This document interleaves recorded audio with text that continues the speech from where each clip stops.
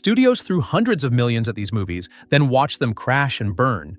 A rom-com so broken it ended Jack Nicholson's career. A kids' movie with a $150 million budget and zero fans.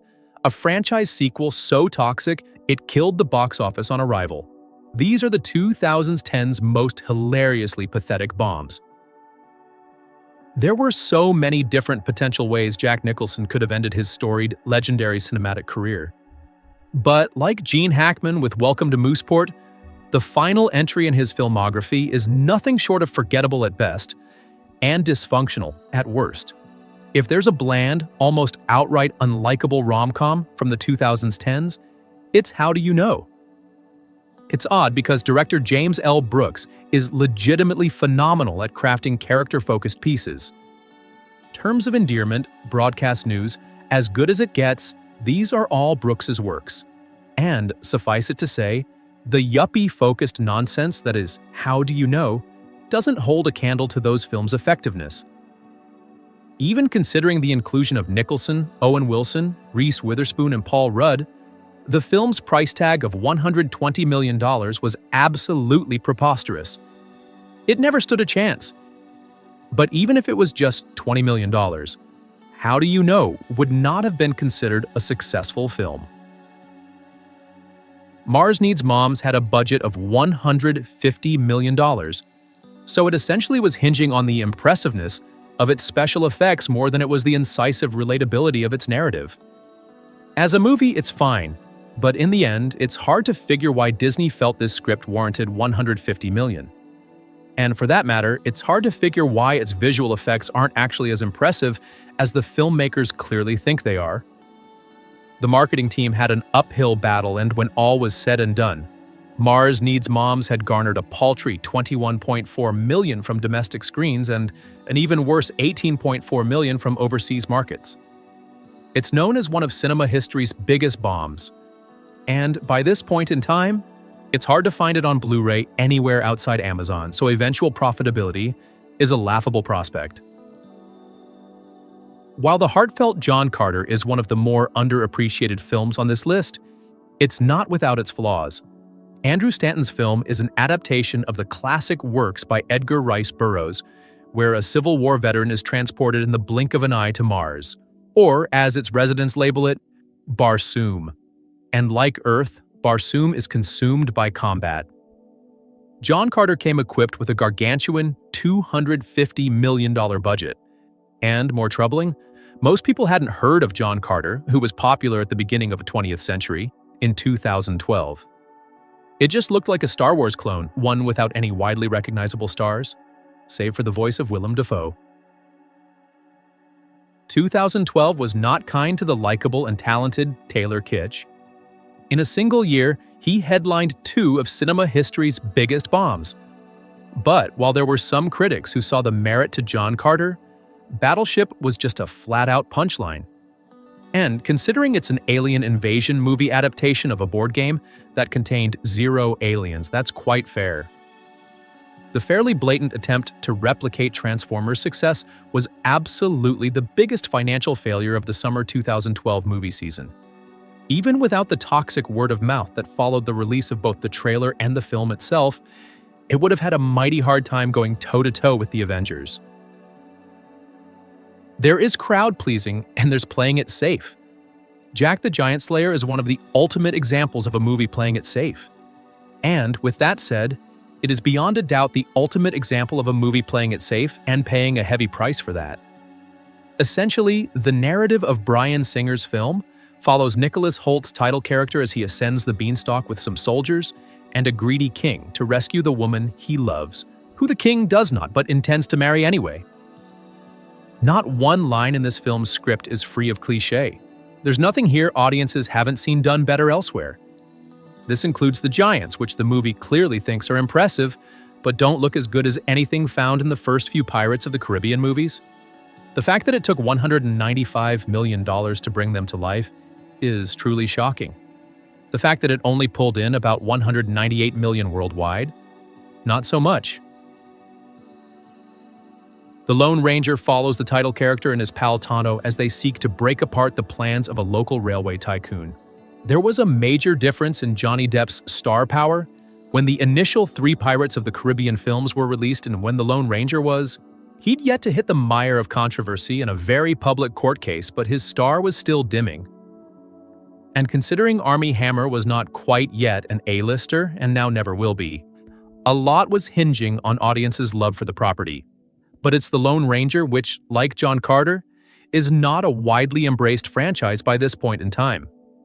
With a budget of $215 million, Ranger could only shoot up to $260 million worldwide.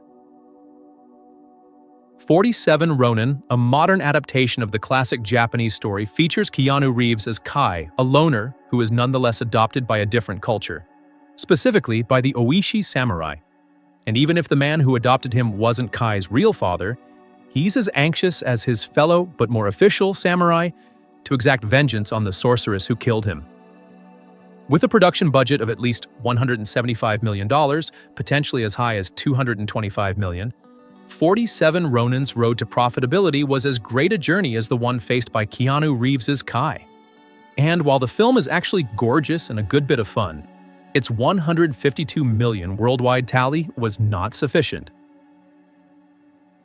Jupiter Ascending is an intergalactic tale of noble titles, cat ears, and horrid dialogue. Toss in a fully unmodulated performance from Eddie Redmayne, and it's a film that alienates far more than it embraces general audiences.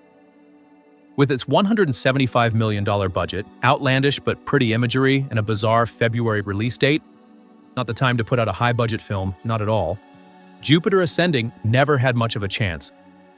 But for it to do even worse than Cloud Atlas, that's impressive, just not in a good way.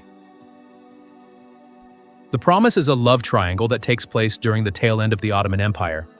Oscar Isaac portrays an Armenian medical student, Christian Bale portrays an American journalist, and Charlotte Le Bon stars as the film's true soul, an Armenian-born dance instructor raised in France who still has never forgotten her heritage. Even with Isaac and Bale on the poster, The Promise came and went with nary a word said of it. With a preposterous $90 million budget, given how much potential fiscal appeal it had, and a limited marketing campaign, The Promise barely got any play. And given the subject matter, it was never going to get back $90 million from streaming agreements. January is notoriously the dumping ground for projects that major studios have spent major money on, yet do not have major confidence in.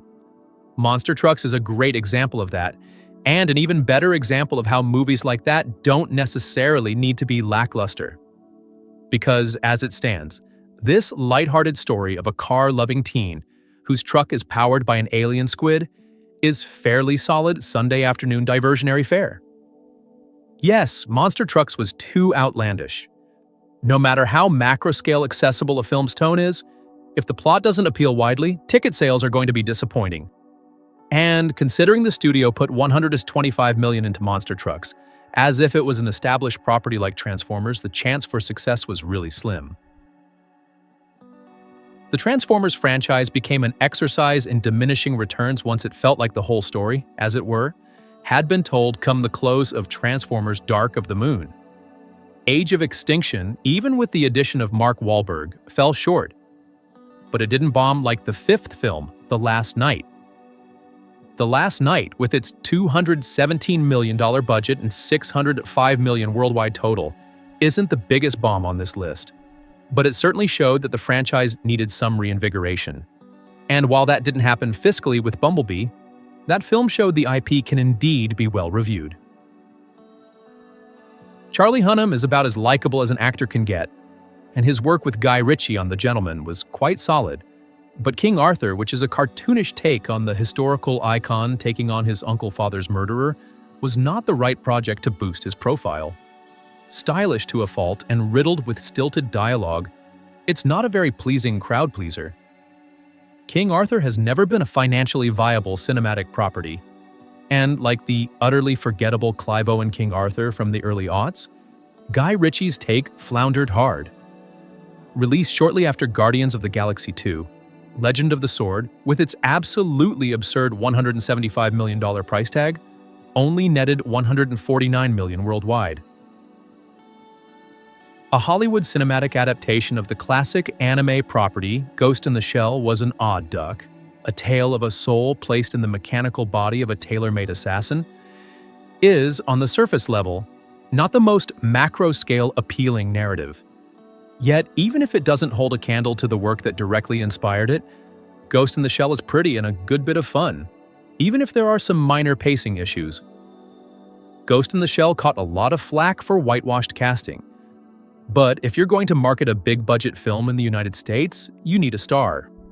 Scarlett Johansson is a star, yet not even she could take the $110 million film, which really isn't as expensive as it looks, to the level of profitability. Not even Disney films are immune to failure, including ones led by Reese Witherspoon, Oprah Winfrey, and Chris Pine. Based on the 1962 novel of the same name, Ava DuVernay's A Wrinkle in Time was a sci-fi fantasy film with a lot of star power, but very little in its narrative to help it stand out. There's much merit to the story of a little girl trying to find her missing father, but not enough when factoring in a budget that's at least $100 million. At the very least, A Wrinkle in Time needed to garner $200 million worldwide. It pulled in a little over $133 million. In a way, especially given the presence of Winfrey, it's a surprising failure, but the bland trailers truly did the film no favors. Steampunk young adult movie Mortal Engines, produced by Peter Jackson, was based on the 2001 novel of the same name by Philip Reeve. It's a revenge tale told in a post-apocalyptic land where cities such as London have been effectively given life. They now walk and they now consume, but being fueled and funded by greed has not changed. Just ask the murderous Deputy Lord Mayor, Hugo Weaving. When the trailers for Mortal Engines started to play, one could feel the ambivalence in the theater. Save for Weaving, there wasn't a single recognizable star. The steampunk vibe is relatively niche, and the plot looked a little hollow. Toss in the fact the book was never exactly the giver, and it's hard to understand why this thing cost at least $100 million. It's visually impressive, but that's about it. After James Cameron's 2 Terminator films, Hollywood knew it had a franchise worth capitalizing on. That worked out okay with the unremarkable but entertaining Terminator 3: Rise of the Machines. But then, Terminator Salvation altered the formula entirely. And as a result, it fell short, but not as short as Terminator Genisys, which was a course correction but also retained the PG-13 rating and upped the silliness to an intolerable degree. Terminator Dark Fate, however, is the real third Terminator film. It now works as a trilogy, even if the third installment is truly the Return of the Jedi of its trilogy. And yet fans had been burned before, so they didn't show up. And unless it's 1984 or 1991, the IP had nothing visually distinctive to offer audiences. So they figured, why bother when it actually counted? Here's hoping Dark Fate gets its deserved audience in time. Cats may be a beloved musical, but it was never meant to be a film. Having an animal with a human voice can work. Having a CGI merging of human and feline? That does not, regardless of whether they're singing at the time or played by performers as talented as Dame Judi Dench. With a $95 million price tag and stiff competition during the holiday 2019 movie season, Cats got scratched hard. When all was said and done, it had only raked in $27 million from domestic screens and $48 million from overseas venues. In other words, it needed to make at least $190 million, and did not. Missing Link was liked by critics, but very much ignored by general audiences. This is a shame, because this story of a big, friendly Sasquatch, voiced by Zach Galifianakis, going on an adventure with an explorer to find his Squatch parents is a delight. Along for the ride is Zoe Saldana's adventurer Adelina Fortnite, making this a film led by 3 of the most talented and likable performers in the industry. With a budget of $100 million, Missing Link wasn't just a big gamble, it was the most expensive stop-motion animated film ever made. And with an absolutely minuscule $26.6 million from all markets combined, the movie earned a little over a tenth of what it should have to reach profitability. Like X-Men: The Last Stand, Dark Phoenix is a cinematic telling of the Phoenix storyline, one of the IP's most famous. And also, like that Brett Ratner forgettable fluff, there's absolutely nothing of merit here. In fact, it even reeks of the studio meddling that did, in fact, take place. It's a broken movie and never once enjoyable. Dark Phoenix marked an extremely muted end to the rebooted X-Men franchise. First Class was genius and did okay at the box office. Days of Future Past was solid as well and did even better at the box office, but Apocalypse shook the trunk. And, apparently, most of the ticket-buying branches fell off then. Gemini Man stars Will Smith as the same assassin at two different points in their life. Well, technically, the younger version is just a clone of the younger version of the real thing. But either way, they shoot at each other until they realize there's a higher power they should be shooting at instead. Without a doubt, Ang Lee has directed some wonderful films. Sense and Sensibility, Brokeback Mountain, Life of Pi, and Crouching Tiger, Hidden Dragon have all gained considerable clout. But Gemini Man is different from those films. Why?